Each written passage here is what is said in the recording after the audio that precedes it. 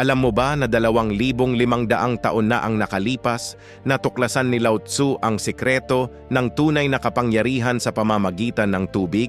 Ang tubig ay malambot, sumusunod at mapagkumbaba.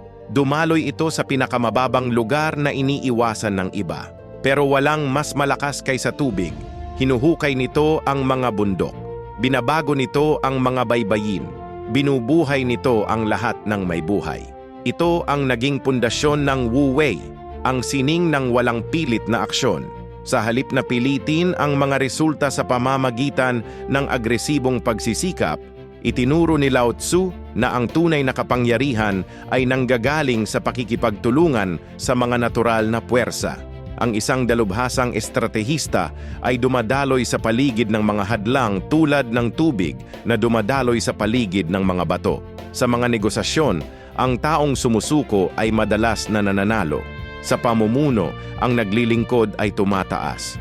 Ang tubig ay nagtuturo sa atin ng pasensya. Hindi ito lumalaban sa pader.